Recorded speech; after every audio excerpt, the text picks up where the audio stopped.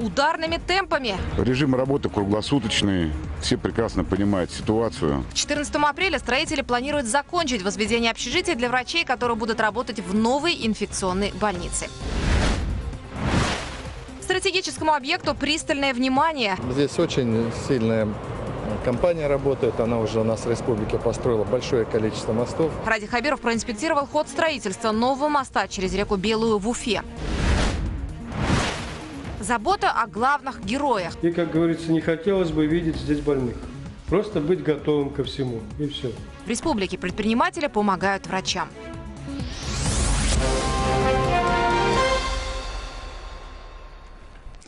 В Уфе республиканскую клиническую больницу закрыли на карантин из-за возможной вспышки коронавируса. Сегодня на брифинге Максим Забелин рассказал о 5 сотрудниках медперсонала, госпитализированных в инфекционку с внебольничной пневмонией. Не исключается вероятность их заражения новой инфекцией. К слову, пока официально подтвержденных случаев нет, в больнице по-прежнему находится 6 человек с диагнозом коронавирус.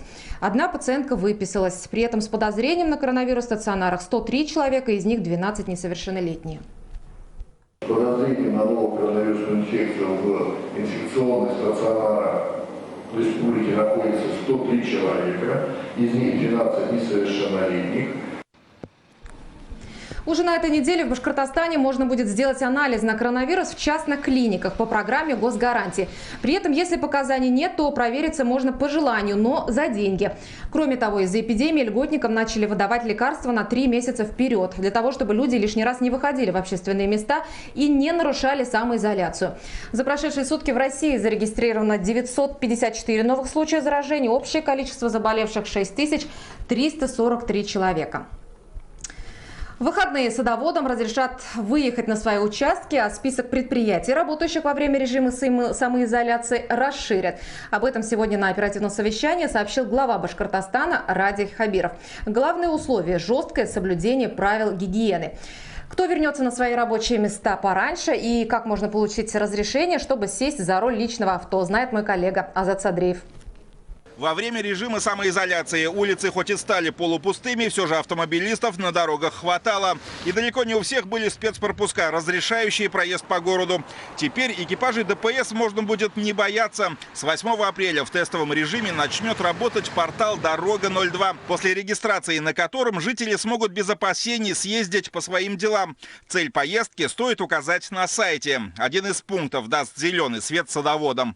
Запрещать сады мы не будем. Но я прошу наших жителей потерпеть до 11 апреля, то есть до, соответственно, субботы.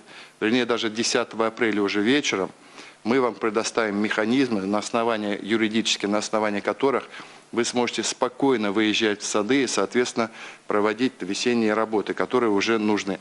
Мы ясно понимаем, это, собственно, способ тоже в некотором смысле самоизоляции. Это и способ, соответственно, формирования себе продуктового запаса, который нам очень нужен будет, возможно.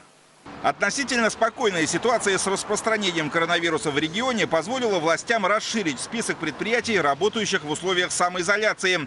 В ближайшие дни деятельность продолжат сотрудники 974 компаний. В расширенный перечень вошли организации сельского хозяйства, лесопромышленные предприятия, компании топливно-энергетического комплекса, строительные фирмы, в том числе занятые на возведении медицинских объектов, а также предприятия технического обслуживания, финансово-кредитные организации. При этом работодатели обязаны обеспечить пропускной режим и полную безопасность своих сотрудников. Руководителям этих организаций, которые работают на сегодняшний день и которые получают право работать, ложится дополнительная ответственность за здоровье и безопасность сотрудников. Во всех этих организациях должен быть введен масочный режим, организована обработка рук кожными антисептиками, контроль температуры тела работников, качественная уборка, дезинфекция дверных ручек, выключателей, поручней и других поверхностей. Весенний день год кормит. Фраза известна каждому аграрию. Из-за аномально теплой погоды посевная в Башкортостане началась на 2 недели раньше. Техники, топлива и семян достаточно. Трудности возникают с запчастями из-за нарушенной логистики в связи с коронавирусом. Эту проблему сейчас оперативно решают. В этом году значит, удивительно, первыми на поля вышли это предуралье, это южная и часть севера. Пока северо-восток и Зауралье находятся под снегом, но ожидаем, что погодные условия, конечно, выровнятся. У нас увеличены посевы гречихи, чтобы у нас на 1,5-2 года запас сырья был на наших складах. Для всех остальных режим самоизоляции на этой неделе продолжается. Улицы патрулируют сотрудники полиции и дружинники. Протоколы составляют только в крайних случаях. В основном встречи заканчиваются профилактической беседой. Но безопаснее все же пока оставаться дома. Азат Садриев, Азат Ишбулатов, Роберт Давлетбердин. Новости. Уфа. К 14 апреля строители планируют закончить возведение общежития для врачей, которые будут работать в новой инфекционной больнице. Об этом каналу БСТ сообщил подрядчик. Работы ведутся ударными темпами в круглосуточном режиме. Министерство промышленности и энергетики Башкортостана привлекло в партнеры только республиканских производителей, а также обеспечило строителей спецзащитой. Подробности далее. Кадры с коптера показывают весь масштаб работ. Здесь трудятся 24 часа в сутки и 7 дней в неделю до июня. Первый объект, который сдадут на территории новой инфекционной больницы у поселка Зубово в Уфе, станет общежитие для врачей. Оно будет рассчитано на 56 человек. В каждой комнате планируется санузел и душевая. Сейчас забиваются сваи, затем зальют бетон и начнут возводить стены. Режим работы круглосуточный. Все прекрасно понимают ситуацию, с пониманием вопросов никаких не возникает. Пытаемся обустроить быт, создать все условия для нормальной работы. В партнерах только республиканские производители. Договоренности уже достигнуты с предприятиями Уфимкабель, Башпласт, Белорецким металлургическим заводом. Планируют найти поставщика окон. Как рассказали в Минпромэнергетике республики, по поручению руководства Башкортостана обеспечили строителей спецодеждой. Кроме того, здесь у нас задача была Минпромом поставлена обеспечить сотрудников и строителей инфекционной больницы средствами индивидуальной защиты. Первые 2000 маск в субботу мы передали, сегодня еще 2000 маск туда уйдут.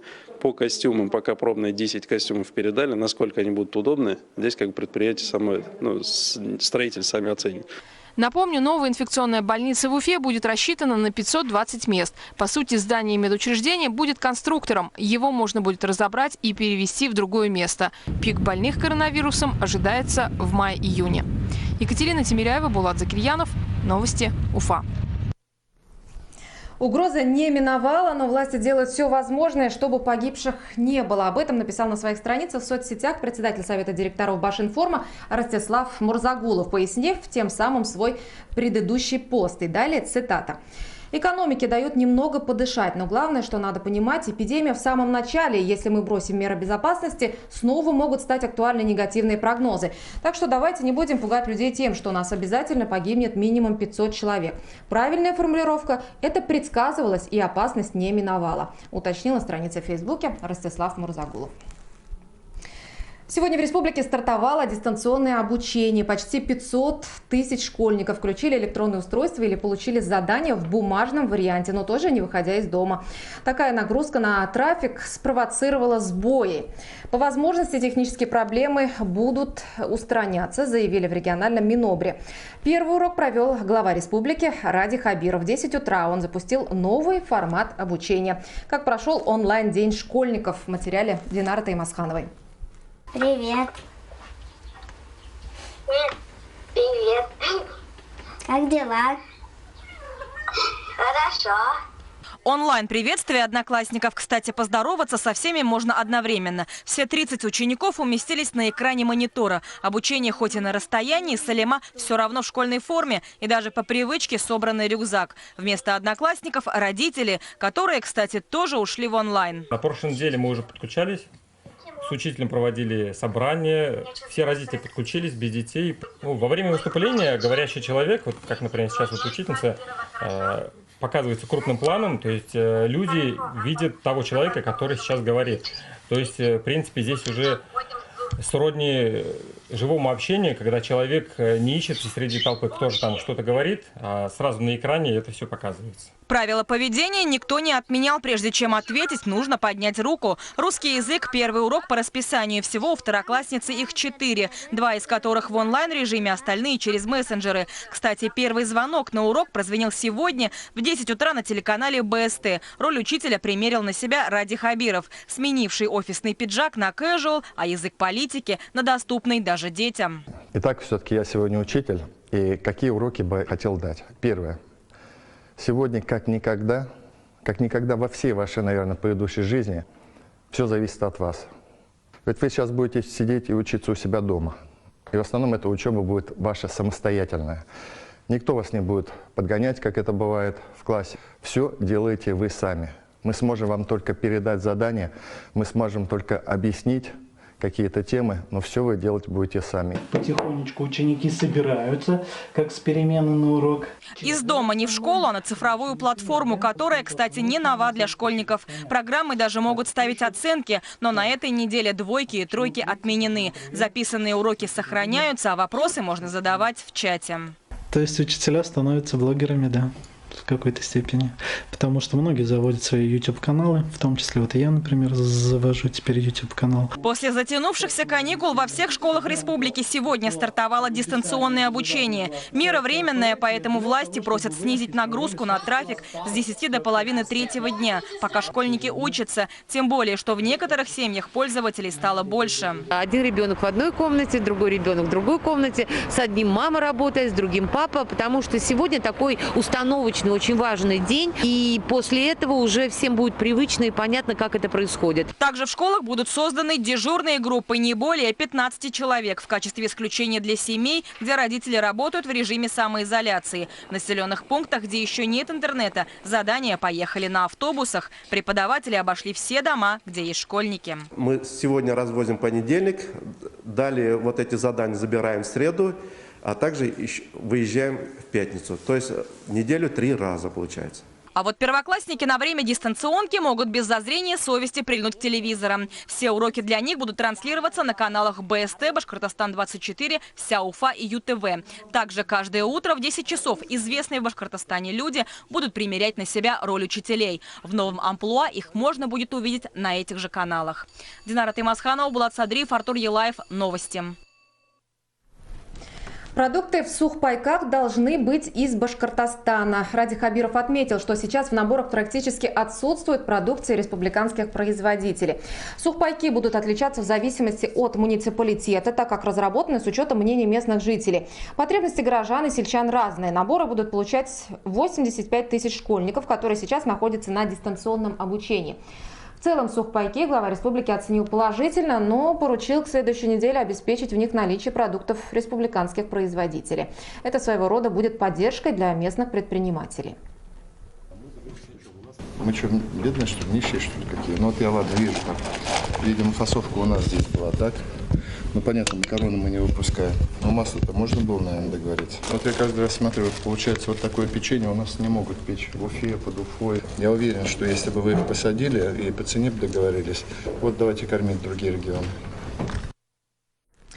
Мы продолжаем, и сейчас к другим темам. В этом году финансирование ремонта улиц столицы республики увеличит на 15-20%, а Бельский мост через реку Белая строят согласно графику. Об этом сообщил Ради Хабиров на транспортном часе. Впервые после введения режима самоизоляции совещание прошло не в стенах Белого дома, а на выезде. Глава республики проинспектировал ход строительства нового моста. О том, как обстоят дела на главной стройке, расскажет моя коллега Айгуль Резяпова. Работы все согласно графику велись в прошлом году. И в этом это вот опора, да, вот это? Да, это опора, это устой. Это первая опора? Да, это первая опора. Стратегическому объекту пристальное внимание. Ради Хабиров решил лично проверить, как идут работы на одной из главных строек столицы. Глава республики на строительной площадке Бельского моста через реку Белая провел выездное совещание в формате транспортного часа. Работы на объекте ведутся согласно графику. По этому мосту проблем мы вообще не видим. Собственно, я даже пришел не проинспектировать, мне просто хотелось посмотреть, а то в кабинете сидеть все стало уже, посмотреть, как работы ведутся. Здесь очень сильная компания работает, она уже у нас в республике построила большое количество мостов. Здесь очень компетентная компания, поэтому меня они порадовали, что уже октябрем 2021 года они сдадут мост. На сегодняшний день на Бельском мосту в полном объеме сооружены свайные фундаменты 7 опор с потеплением. Вода прибывает каждый день по 40-50 сантиметров. Из-за этого строители провели комплекс противопаводковых мероприятий. Разобрали конструкции временного моста, ведущего к опоре номер 5. Также вывезли материалы, которые попадают в зону затопления от 4 и 6 опоры. Все конструкции и материалы перенесли в безопасную зону. Очень интенсивный приток воды идет. На общий комплекс работ ситуация с паводком не повлияет, потому что мы возвели все конструкции выше уровня паводковых вод. И на данный момент освободили все стройплощадки от материала и соответствующих механизмов и инструмента. Из-за форс-мажора и самоизоляции в России многие поставщики сырья приостановили свое производство, а некоторые завысили цены. На сегодняшний день из 6000 тонн металла, который необходим для конструкции пролетного строения Бельского моста, уфимским строителям поставили ровно четверть. Это порядка 1500 тонн. Работы ведутся в круглосуточном режиме. Сейчас мы находимся на стапельной подкрановой площадке, находящейся за первой опорой, то есть это со стороны направления в аэропорт. Здесь располагается 260-тонный кран, которым непосредственно будут тяжелые металлоконструкции пролетного строения монтироваться, и высокий стапель пролета 1-2, на который будут устанавливаться блоки укрупненных металлоконструкций. Также участники транспортного часа обсудили развязки, которые необходимо построить около Бельского моста. Без них система не заработает. Затронули и тему предстоящего ремонта дорог Уфе и республики, в том числе состояние улиц Пугачева и Дагестанской, которыми обеспокоены жители. По словам мэра города Ульфата Мустафина, работы уже идут. Так, на улице Пугачева все готово к укладке асфальта, дорожники ждут подходящей погоды. Айгуль Ризяпова, Ильшат Казакулов, Новости Уфа. В Уфе предприниматели помогают врачам. В региональное отделение ОНФ обращаются бизнесмены и неравнодушные граждане, которые хотят помочь тем, кто будет бороться с новым вирусом. Сегодня в 8-ю больницу, которая перепрофилирует под инфекционный госпиталь на 110 койко-мест, местные предприниматели привезли одноразовую посуду. О том, насколько готова больница и кто готов ее поддержать, в материале Анастасии Ильчебаевой.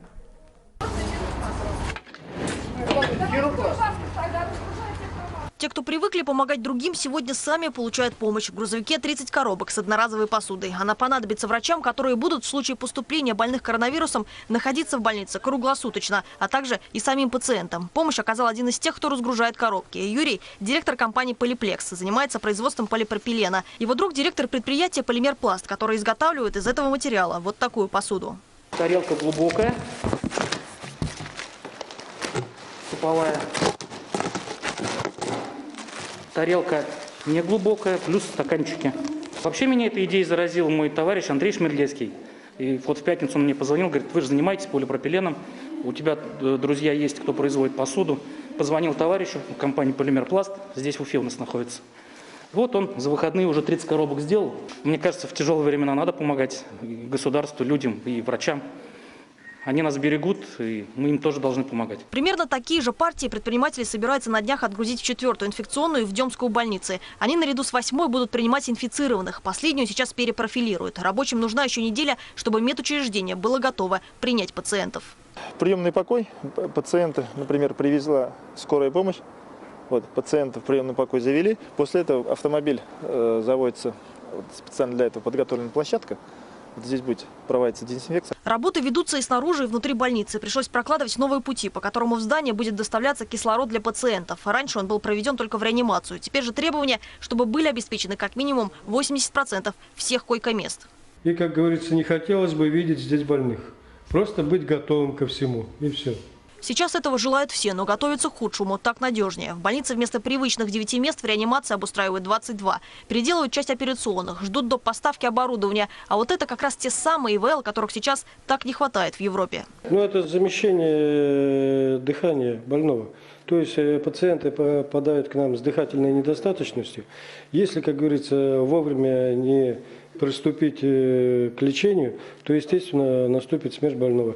Аппарат поддерживает жизнедеятельность организма во время болезни. Вот так еще недавно выглядели коридоры 8-й больницы. Поликлиника была заполнена людьми. Тут, например, вели прием гинекологи. А вот тот же кабинет уже сегодня. Теперь это здание превратили в общежитие для врачей. Обстановка аскетичная. Компания «Уфанет» бесплатно провела высокоскоростной интернет и даже подарила медикам, которые будут здесь жить, 2 телевизора. Отделять жилые помещения, зеленую зону, от красной, где должны находиться пациенты, будет такой шлюз. Здесь врачи пройдут обработку, избавятся от спецкостюма и примут душ. Находиться в противочумном облачении всю смену крайне тяжело. И более того, врачи будут вынуждены носить памперсы. Сходить в туалет будет невозможно. Но никто из коллектива больницы не отказался работать. Согласие дали все. Среди коллектива никого не слышал, что кто-то там не хочет работать или кто-то там отлынивает, так скажем.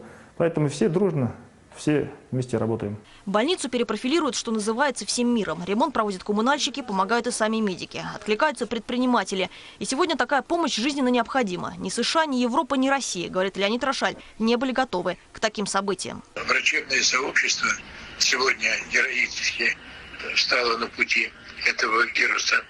И несмотря на недостаточное укомплектование, свою работу выполняет просто с честью. И я, конечно, приветствовал бы любую инициативу малого бизнеса, среднего бизнеса, большого. Помощь врачам – это вклад каждого в борьбу с вирусом. Это поддержка тех, кто сейчас на передовой. Тех, кто пытается выстроить барьер перед смертельной опасностью. Ведь даже борцам иногда нужна поддержка. Анастасия Чебаева, Булат Садриев. Новости. Уфа.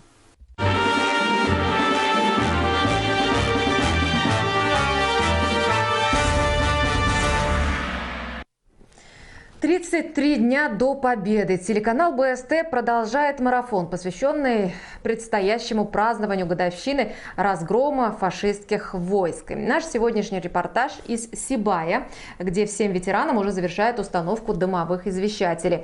Кроме того, проводят в квартирах участников войны ремонт. Отмечу, что сюжет снимался за неделю до введения режима самоизоляции, поэтому все участники без масок, не удивляйтесь. К людям в форме в этой квартире отношение особое. Лидия Карманова и сама почти полжизни не снимала погоны. Сегодня одна на заслуженном отдыхе.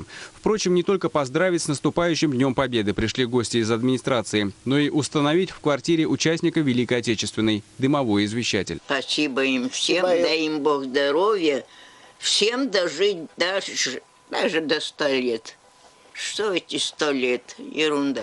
Эту задачу она и сама уже почти выполнила. 97-летняя участница Великой Отечественной родом из Белгородской области. Там же окончила артиллерийское училище, где встретила свою судьбу. Супруг был награжден 2 орденами Красной Звезды, орденами Отечественной войны 1 и 2 степеней, медалью за боевые заслуги. В Сибай они переехали после войны. До 79-го года мама работала начальником паспортного стола в Сибае. Вот. И звание уходило, когда на пенсию, я ей внучку родила, ей пришлось, она бы еще работала. Вот. И уходила, когда на пенсию, ей звание майор дали. Следующим в списке инженеров Центра профилактики пожаров стал ветеран Хабиб Азаматов. По случаю прихода гостей он даже надел свой парадный китель. И пока специалисты устанавливали у него в квартире извещатель, он рассказывал свою историю. На фронт его призвали в 1943-м, служил в войсках НКВД. Дошел до Германии, где уже после победы остался служить до 1951 года. Когда мы атаковали Кёнигсберг 8 апреля 1945 года, я отчетливо помню эту дату, я получил ранение и с тех пор плохо слышу. Спасибо, что установили это противопожарное устройство. Пускай он будет. Однако я надеюсь, что не будет случая, когда он пригодится. Устанавливать дымовые извещатели в Сибае начали в марте, а вот завершить планируют до начала празднования Великой Победы. Пожарный извещатель За последние 3 года благодаря этим извещателям нам удалось спасти 363 жизни. 140 из них – это дети. В Сибае сейчас проживают 260 ветеранов. В их числе 15 участников войны и 245 человек из числа тружеников тыла и узников концлагерей. Все они должны быть награждены памятными медалями и подарками в честь 75-летия Победы. Артур Шамсудинов, Зухра Исангулова и Руслан Кумушкулов. Новости Сибай. На этом у меня все. Спасибо за внимание. Спасибо, что были с каналом БСТ. Оставайтесь дома, не болейте. Увидимся в следующих эфирах.